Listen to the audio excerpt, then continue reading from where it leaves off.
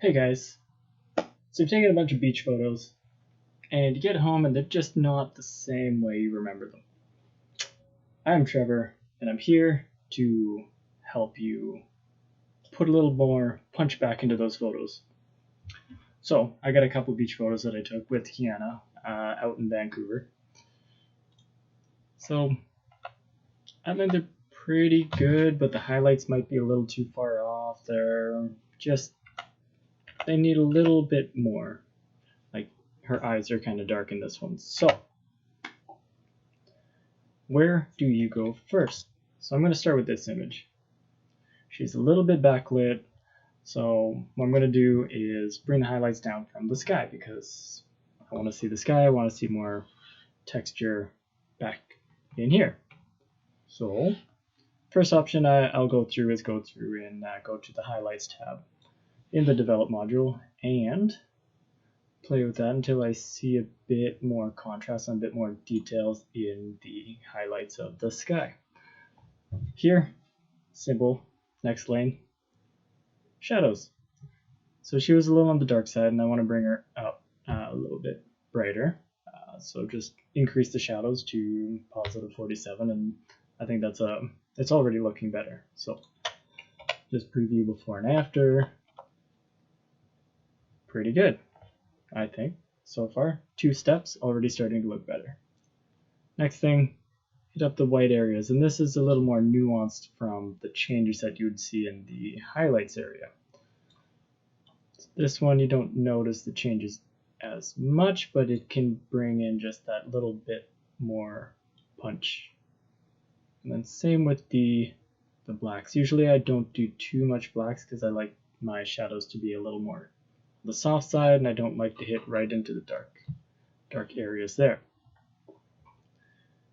After that, I go into the presence area and check out what I can do in the vibrance area. So I'm doing this just to see how much saturation I want and color in those areas that I think I feel I like.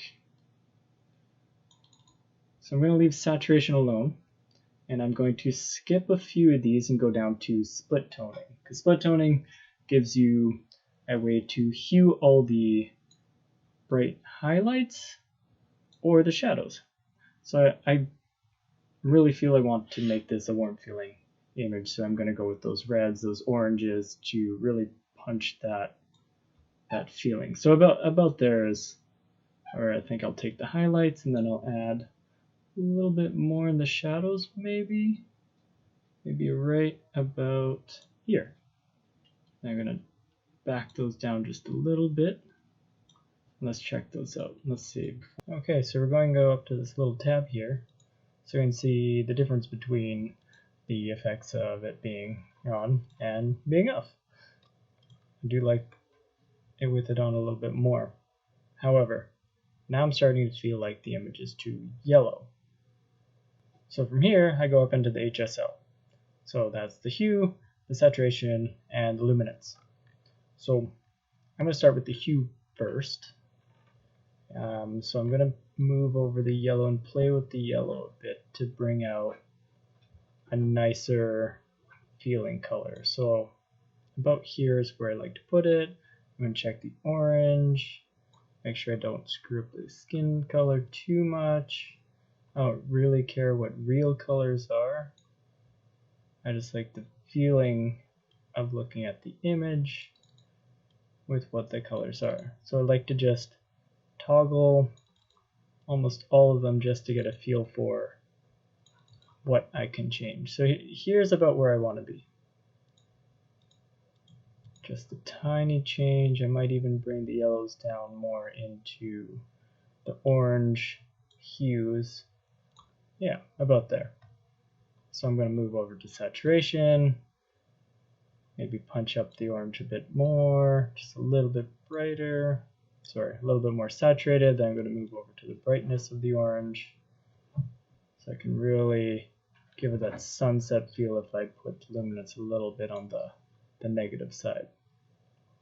So I do see a little bit of blue sky. I'm going to see if I can click Oh, no, it's not registering as blue.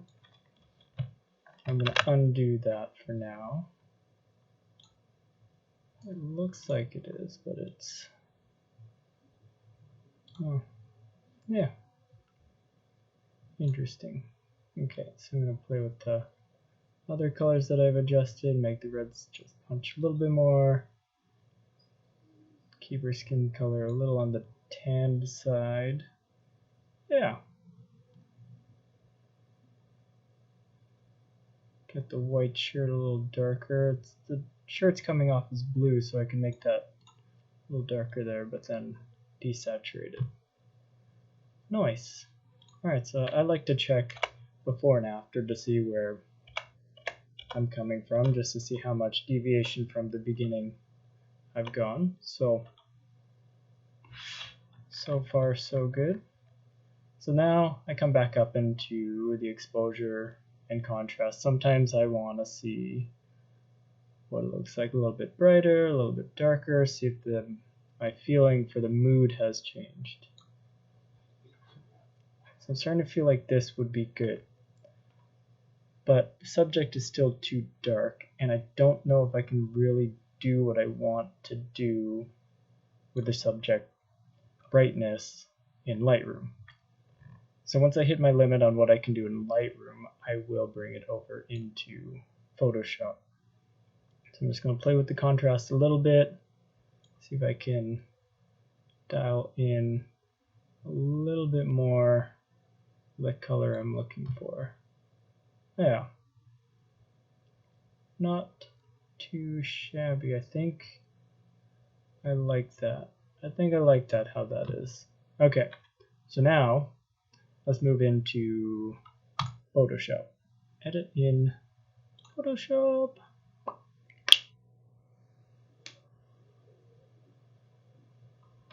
Oh, did it open already? Oh, it just opened in the background. Okay, so in Photoshop, I have a custom-made tool that I made myself to set up my frequency separation layers. I can do a full tutorial on how to build this layer, or I can include it in a later video. But now I'm just going to hit my presets so I can get right into the things I'm looking for to edit when I do have the frequency separation set up already. So high frequency separation is mostly used for when I'm doing skin cleaning, skin smoothing, just trying to even out some of the colors that may be in the image. So, I mean, our skin's really good. Like, there's not much to do, but we want to have that, I don't want to say plastic style, but like the really polished look that you're seeing everywhere on Instagram. So I'm going to do a little bit of that. I like to keep it on more on the natural side, but let's see how that goes. So first, I'm going to do the under eyes. They're just a little darker than the around. I mean, we'd been out for a while, so like, you get tired. So I'm going to select my low frequency separation layer. I'm going to make a selection with my lasso tool with the 10% feather, or sorry, a 10 pixel feather on it. I'm going to go down to noise. I will go to median. I'm going to run quite a high median. So 47 pixels is going to blur the color layer that I'm free. I'll show you just the layer that I'm working on. So this is the colors that I'm actually adjusting, because the high frequency layer actually has just all the details, which is pretty neat. So I'm just adjusting the color on underneath all the details. So I can just go over here, I can replay my last adjustment, last filter, deselect it with Control D, and it's starting to look smoother. You can kind of see that there is still a color difference there. So the next thing is painting it in with a low opacity brush around 15%. So I'll pick the color I want to change or paint in, and just slowly paint it in. Maybe I'll even do 10% and just paint in that area with a very soft brush, which I was on a hard brush, just till it all looks nice and smooth. And here as well, just to smooth out those color tones that you can kind of see. Alright, so let's turn on the detail layer.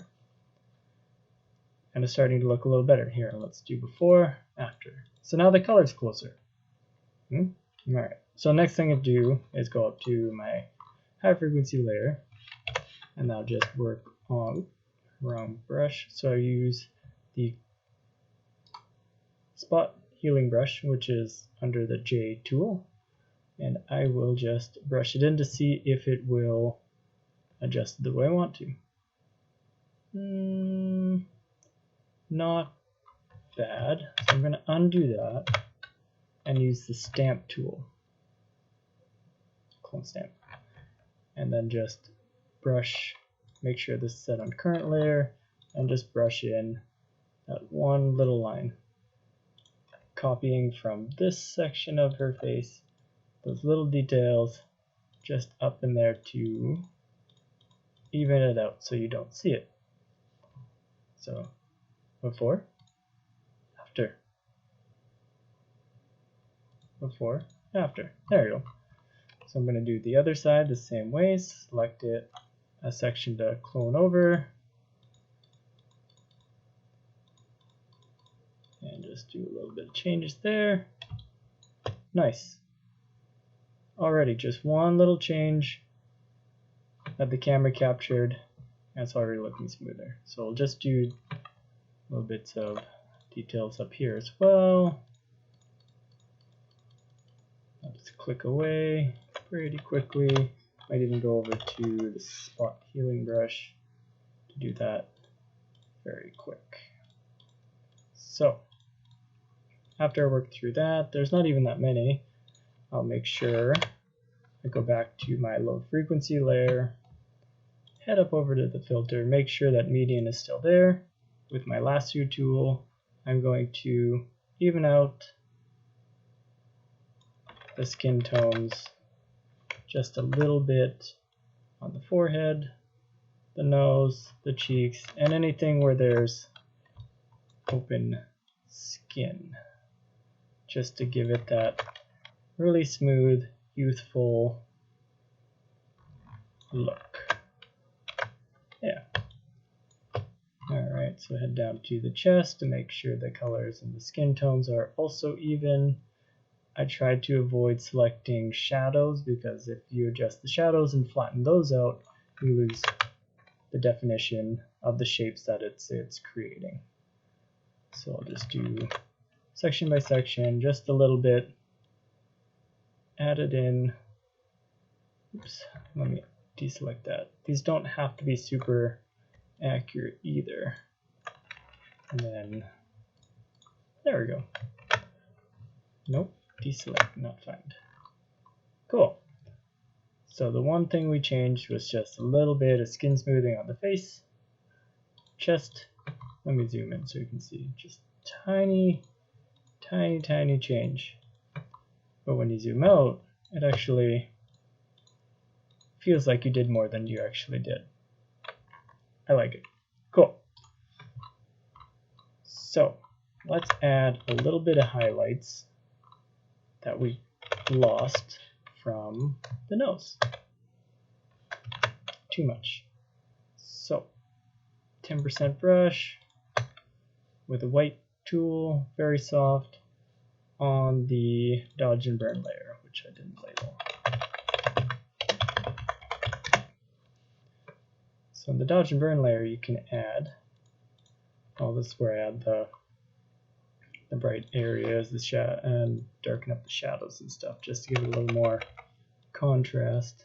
So here I'll just paint over areas that should be a little brighter than surroundings. A little bit of light spill, brighten that up too. Awesome. Okay. not too shabby. I'm going to add just a little bit of shadow in here, maybe here for a little cleavage, so it pops a little bit more.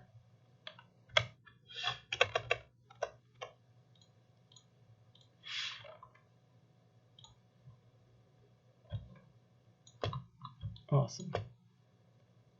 Cool. Once I've done that, I just take a quick look over what else that I might want to change. I want to change the eyes. I want to make those much more in your face because they seem a little on the dark side, because they definitely are in the shadow of the sun because the sun is behind her. So I just do another soft selection with the lasso tool at 10 pixels, go down here, and I go to levels. Now I can brighten them up, add the darkness back into it. So maybe about there. I'm going to zoom out to see how that feels, if it's too much or not. See how much I can actually push it. Cool. Alright, that's starting to look good. Alright, so here's another one that I like to do. I like to select out the subject, not with the frame tool. Lasso, no, goes object select, and I want to just select, hopefully it'll select just her. Sort of. Okay, I'm going to go to lasso and just clean it up a little bit, just a little bit. Got more than I wanted. Looking through it, yeah, not too bad. Cool. I'm going to make a brightness and contrast layer, so now I can adjust her independently of the background. Then I'll make another selection, do brightness and contrast again, click on the layer mask, hit invert, and then now adjust the background independently from her, just to give us a little more, control over the difference in lighting. Cool. So this is the Lightroom changes. Let me zoom in. So this is what we brought in from Lightroom. I think it's pretty good. I wouldn't be unhappy about sharing that. However, with the Photoshop changes, I think it brings it up just to another level. And I would say that's done. Alright, let's save it. Okay.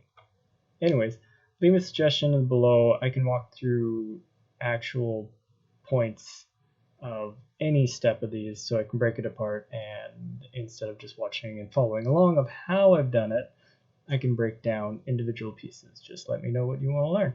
So anyways, I am out. Thanks for watching. Bye.